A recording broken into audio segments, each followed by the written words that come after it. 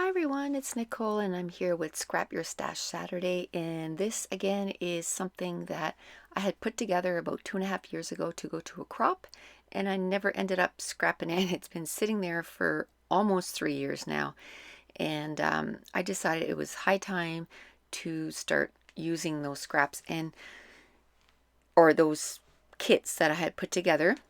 It just happened that this one was a lot of scraps, and that had to be one of my favorite collections of all time. It was from Echo Park and it's called This and That. And they had a boy version and they had a girl version. And I got both. But I keep losing my voice. Sorry. It's about the fifth voiceover today.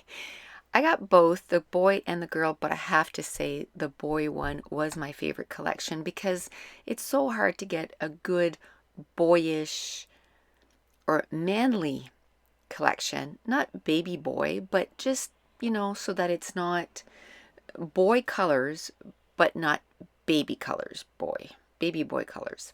But this was a perfect collection. I think I got 2 packages of that collection because I loved it so much. Plus I got the 6x6 pattern paper pad, which I'm going to use a couple of scraps here. And again, I had taken a recipe card, I'd pre-done my journaling, and I stuck it in there so that now I'm scrapping it 3 years later, but I already have my journaling done, which is amazing. And I had a branding strip there, but I decided to use this branding strip here way back. Like, another thing that I did back then was I used to scrap a lot with sketches. So I had gone through my sketchbooks and I had found a sketch that I wanted to use for this. And so I had written down the number of the sketch, but I packed away my sketchbooks, so I don't have them. So for the last 2.5 years anyway, I've been kind of winging my pages, and I'm getting more pages done. I don't think it's to the fact that I'm not using any more sketches. I think it's the fact that I started doing YouTube videos, and because the camera was on, I just had to make decisions. I couldn't, stare at the page for an hour and try to decide what I wanted to do. Now I got to keep moving because the camera's rolling. I don't want, the video to be 2 hours long, 2.5 hours. What I used to do was leave the page on my desk. And I mean, I'm really lucky I have my own scrap room. So I would just leave it there and then come back to it like the next day. And the day before I would sit and stared at it for hours, and still it wouldn't be done. Now I'm going to go down this route. I'm going to, choose a whole bunch of embellishments, and then when I put it together, it's not going to look how it just looked now. I'm going to decide on something else, and that's okay. Like, I like the way it ended up looking. Basically, I just took the scraps of pattern papers, I just cut them down. It just happened that it was the exact same size of that scrap that I had there that was lined paper. Same size. So as I'm going to put the scraps together, or the layout together, I'm going to cut down that wood grain, almost like parquet flooring pattern paper, so that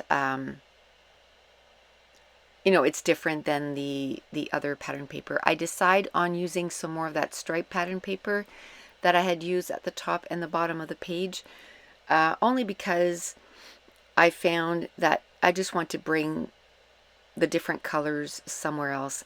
I had stacked or put these alphas with this page, and I'm gonna spell out a title, but I don't like the color. I'm gonna end up going in my stash and finding a thicker that I liked a whole lot better. Now this is, really old stuff, and then I brought in some newer stuff. This is the Craft Market collection from Crate Paper. It's still not new, but it's newer than the other stuff. I think that's probably like a year old. I opened it up a couple months ago, and I kind of kept it on my shelf, And whenever I'm thinking, oh, I need something, you know, a few embellishments, I kind of go there first and see if there's anything that'll, you know, coordinate or match or whatever. And then I choose from there first, and if not, then I go digging around a little further. But I'm trying, since it's open, I'm trying to use it up. Like I said, I'm going to write out the title, and at first I think I'm going to, what I had on that recipe card was Lego Paradise. I end up just calling it Lego ... and actually the ... I only did it after the camera was off, but you'll see it in the close-up pictures. I did it as soon as I turned off the camera, and I was like, oh, I'm not going to bother turning it back on, because it was just some of the thickers. As I was putting the thicker package away, I was like, ooh, I love those little X's. It's actually not dots, it's X's. But I really like them, so I decided to just add them before I put the package away. I really like how this is going, but I'm thinking that the background is looking kind of plain. So at this point, I go into my inks and I get this Hero Arts ink, and that color is Cup of Joe, I think is what it's called. Yes, Cup of Joe, and it's a mid-tone, and I really like it. And I think at this point I didn't even know that I was going to do the background. I just took it out so that I could ink all the edges of all the pattern papers, because I'm using some embellishments that are, you know, in the brownish craft tone, so I just want to make it so that it all looks like it belongs together. So it's going to take me a few minutes, and I'm going to ink all the edges. And as soon as I'm done that, I'm like, I really like bringing in some dark tones, so I'm going to go and get a new product that I got, less than a month ago. Might be just a month now that I've had it. I used it on my Watercolor Wednesday. It's some Shimmers products, and somebody asked me what was it that I used, and it was the modeling paste. It looked like modeling paste, and they're called Dazzlers and Textures, and it's from Shimmers.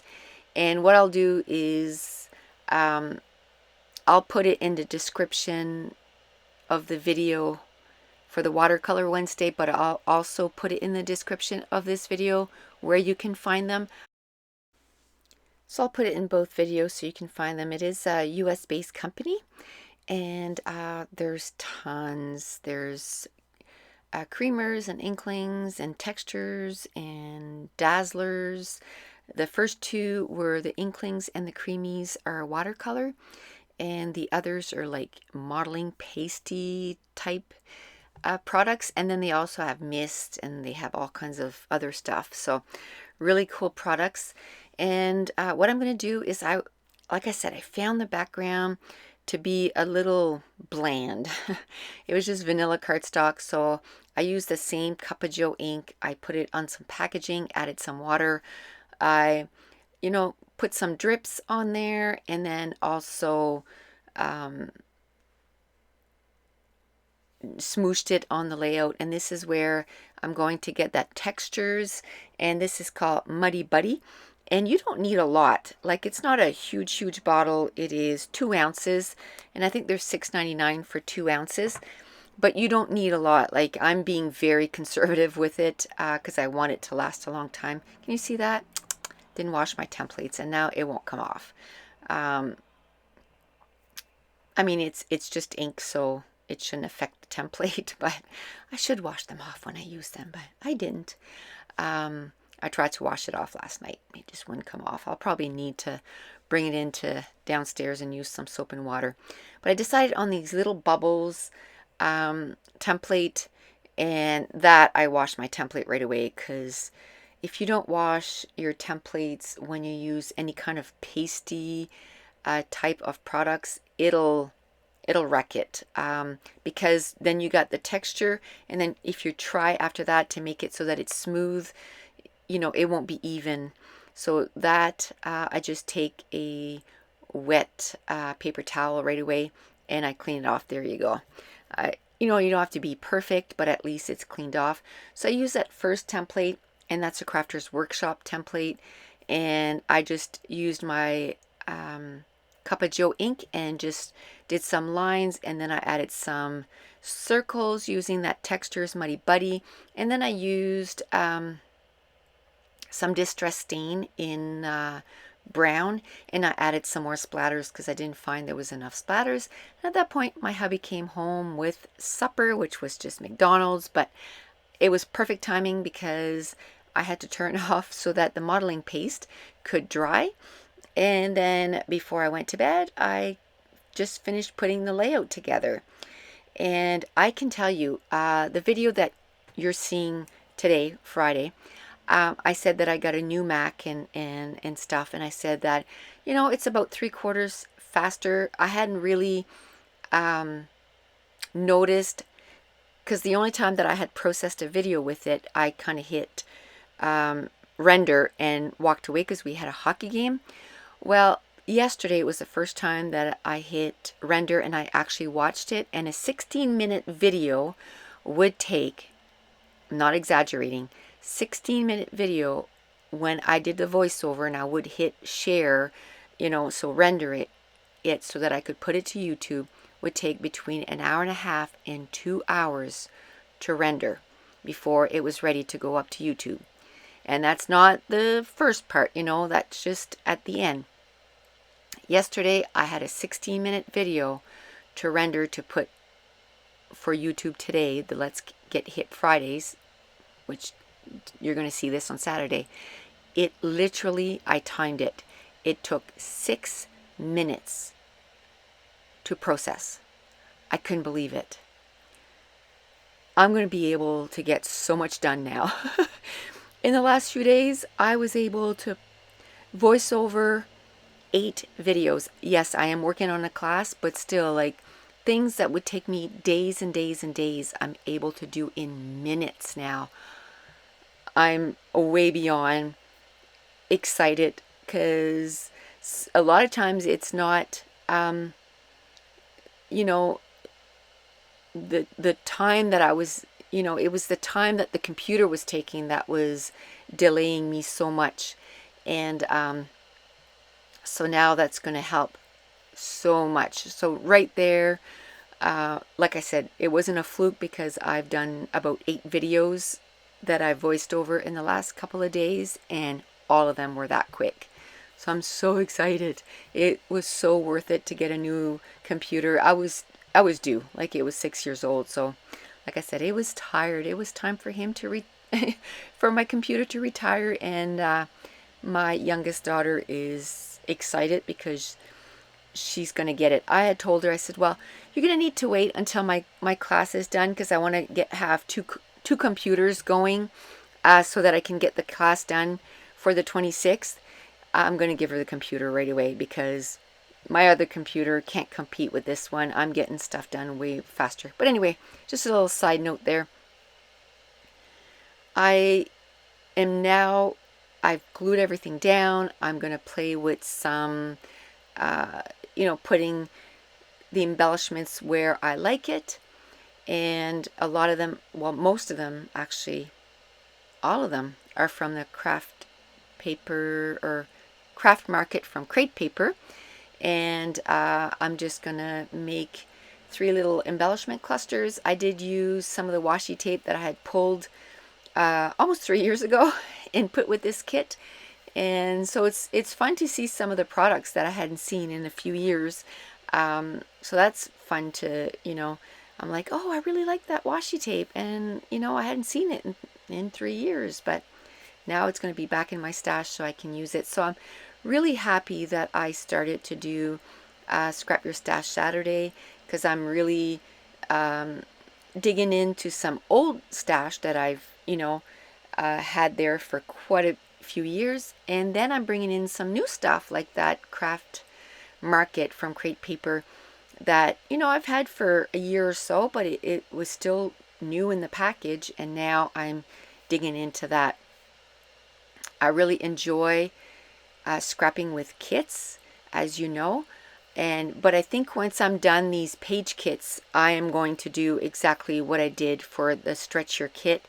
I'm going to pull some stuff from my stash and make myself a kit and then use it until it's done. Because when I look at what's left over from these pages, I'm like, I love these pattern papers so much. Sorry, my voice is going again.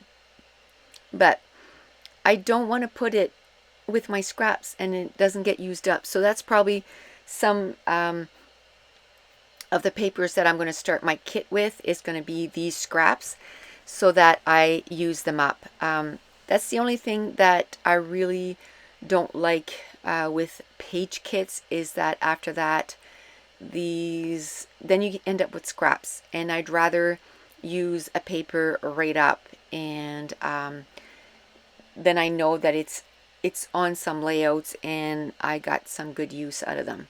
Now these are some of my favorite all-time letters from American Craft Thickers. I believe they're called Hello. They're fabric, they're brown, and they have a stitch in them. Absolutely love them. Now, because I had my journaling all done, I'm able to do the journaling right away. So I'm just writing down exactly what I had put on that journaling card, and I have enough room for that. And then if you saw at the beginning, I showed one of the pictures, and it kind of had a history about who did those big Lego statues and how long it took him. I didn't have enough room to write down everything that's on that picture, but I kind of summarized it, said who did it, how long it took him to plan it and put it together. And this is a picture of my son in front of the Lego statues that are at the New York library. And he, at that point, loved playing with Lego. And I had put this page kit together almost as soon as we got back from New York in 2012. So it was fun to go back and get these pages done. So now you're going to see a few close-ups of all the embellishment clusters and just the texture that I got using, the smooshing technique. Oh, and I also used a Kaiser Craft stamp. And it really added, it just reminded me of the wall at the library in New York. And that's it. The page is done. So thank you so much for joining me. Have a great weekend.